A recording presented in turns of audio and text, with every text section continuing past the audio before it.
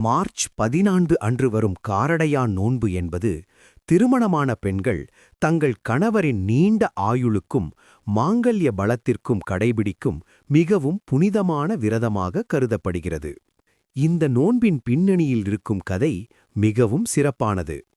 மகாபாரதத்தில் வரும் சாவித்ரி என்ற பதிவிரதையான பெண் தனது கணவன் சத்யவானின் உயிரை யமதர்மராஜாவிடமிருந்து திரும்பப் பெற்ற வரலாறே இந்த விரதத்தின் அடிப்படை என்று கூறப்படுகிறது.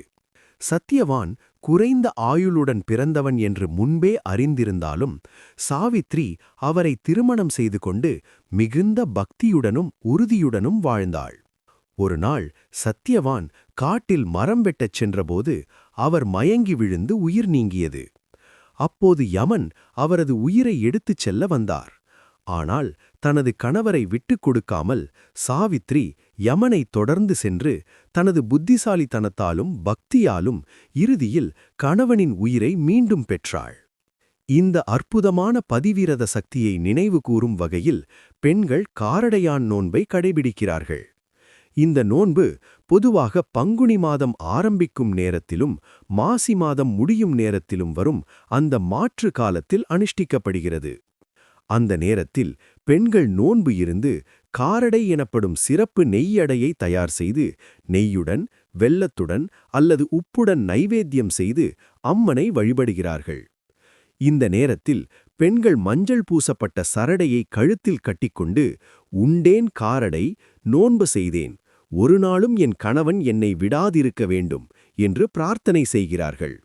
இதனால் மாங்கல்ய பலம் அதிகரிக்கும், குடும்பத்தில் சாந்தியும் வளமும் நிலைக்கும் என்று நம்பப்படுகிறது. திருமணமான பெண்கள் மட்டுமல்லாமல் இன்னும் திருமணம் ஆகாத பெண்களும் நல்ல கணவன் கிடைக்க வேண்டும் என்ற விருப்பத்துடன் இந்த நோன்பை அனுஷ்டிக்கிறார்கள்.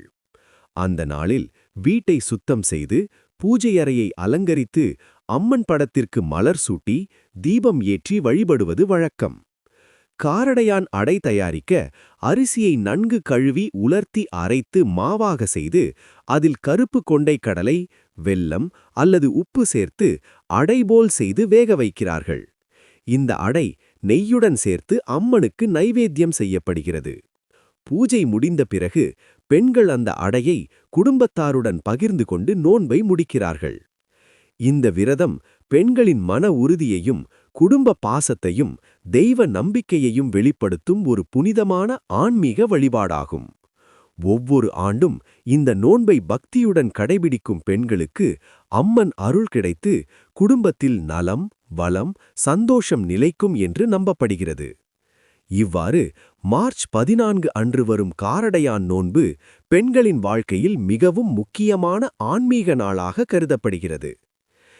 இந்த மாதிரியான ஆன்மீக தகவல்களை தொடர்ந்து தெரிந்து கொள்ள எங்கள் சேனலை லைக் செய்து சப்ஸ்கிரைப் செய்து வைத்துக் கொள்ளுங்கள். மேலும் இந்த வீடியோவை உங்கள் நண்பர்கள் மற்றும் உறவினர்களுடன் பகிர்ந்து கொள்ளுங்கள். நன்றி.